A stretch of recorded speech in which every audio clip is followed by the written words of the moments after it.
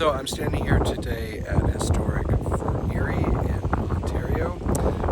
This is the third recreation of the third fort to exist here at this location, sort of protecting the southern terminus of the Niagara River, which we see in the background here. And of course, if you continued up north, you would hit Lake Ontario with Fort George on the Canadian side and Fort Niagara on the American side, east versus west. And this is one of those forts that helped to secure this waterway for, quite some time through both the French and Indian War, the American War of Independence, and then the War of 1812, which is what this creates today.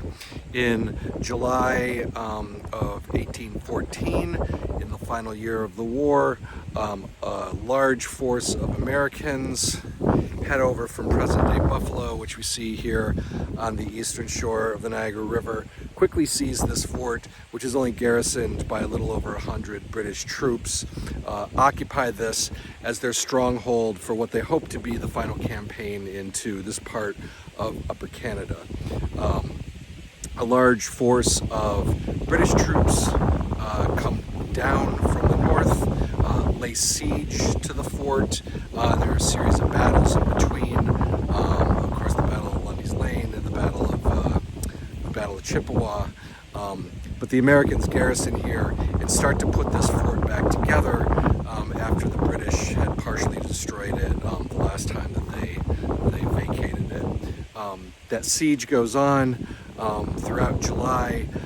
There are some sallies of American troops out into the British siege lines, some skirmishes and so on. And then finally in mid-August of 1814, the British finally decide to take a frontal attack at night on the fort in a couple different locations. They get the furthest at this bastion right here.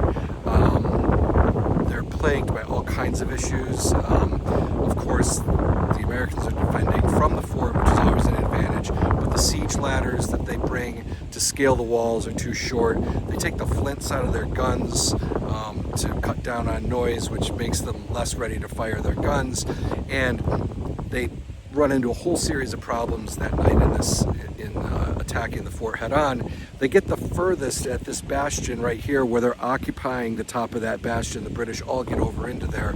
There's even a story about some British turning a gun around to start firing it into the fort. But at that moment, a powder magazine underneath this wall explodes.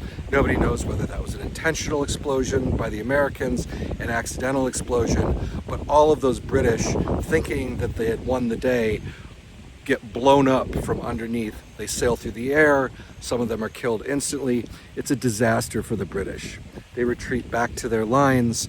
They try to hold on to the siege until mid-September, but they're running low on supplies. The winter is coming, and they finally concede the field and retreat from here. Effectively, sort of like the last big campaign in that mid to late 1814 period of the War of 1812 here. It's the bloodiest battlefield in Canadian history, and so it means a lot to both American history as well as Canadian history. And they did a really great job in reconstructing this in the 1930s. There's an awesome museum, a great intro video on the inside. They also do a nice job. They have some fake, British siege lines, of course, way too close to the fort than they would have been in real life. But it gives you an idea of what a siege line might have looked like, which is pretty cool to see. And of course, there's a famous monument to the battle here and lovely views of the Niagara River, which was so key to Fort Erie defending during that entire period.